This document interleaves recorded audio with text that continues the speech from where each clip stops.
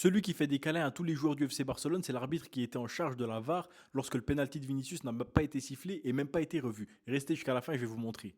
Ce mec-là qui est en train de soulever une Ligue des Champions gagnée par le FC Barcelone, donc la photo doit forcément dater d'il y a 10 ou 11 ans, on rappelle qu'ils n'en ont pas gagné depuis, c'est Oscar Lago. Oscar Lago, c'est un fan déclaré du FC Barcelone, on peut le voir via la photo, mais c'est aussi le mec qui met en rapport les images donc, qui vont à la VAR et les images qui vont aux téléspectateurs à la télé. Et donc hier, c'est lui qui a peut-être pas diffusé les images à l'arbitre de la VAR, l'arbitre qui faisait des câlins aux joueurs du Barça juste avant. Parce que oui, hein, vous vous rappelez bien de lui, hein, c'est cet arbitre-là qui avait pleuré avant la finale de la Coupe du Roi entre le Real Madrid et le FC Barcelone. Il avait littéralement pleuré en conférence juste avant pour se plaindre de la pression du Real Madrid. C'était lui en charge de la VAR hier. Comme par hasard, hasard du calendrier, 2 semaines avant, les gars, je vous dis, il n'y a pas de hasard. La justice a condamné la Liga à verser 8,8 millions d'euros au Real Madrid suite à une affaire de 2015. En gros, par rapport à des droits TV illégaux de 2015, le Real Madrid ont gagné leur procès contre la Liga, ce qu'ils ont fait qu'ils ont dû verser 88 millions d'euros à des clubs de seconde division de l'époque. Donc en plus de se sauver eux-mêmes, le Real Madrid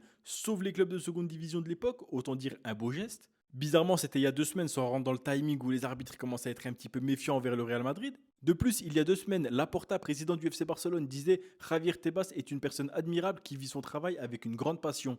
Nous avons une relation normale. Et pourtant, rappelez-vous, c'était il n'y a pas si longtemps, c'était donc au mois d'août, il y a 4 5 mois, Javier Tebas a partagé des dossiers confidentiels du FC Barcelone concernant leur situation financière au club de Bilbao. Ouais, il a partagé des dossiers financiers du Barça à Bilbao, justement par rapport au dossier Nico Williams, le transfert, etc. Et il n'avait pas le droit de faire ça. Résultat, ça avait mis Laporta en colère et il avait dit Javier Tebas démontre dans ce dossier son anti-barcelonismo et sa phobie du Barça. Attention, ça les gars, c'était il y a 4 mois. Ça les gars, c'était au mois d'août. Et aujourd'hui, par miracle, ils s'entendent super bien. Javier Tebas est une bonne personne. C'est pas moi qui le dis, hein, c'est Laporta. C'est une personne admirable. Si pour vous, dans tout ça, on n'y voit rien de bizarre, moi je dis, je vous montre juste les faits. Vous en tirez la conclusion que vous voulez. Maintenant, si vous aimez bien les vidéos comme ça, les gars, enquête, dites-moi, je vais faire des enquêtes. Ils ont voulu mettre un pressing sur le Real Madrid. Pendant des années, nous, on disait rien, on croyait que c'était de la rigolade. Maintenant, on va leur montrer c'est quoi un vrai pressing. Abonnez-vous et donnez-moi des éléments d'enquête, je regarde.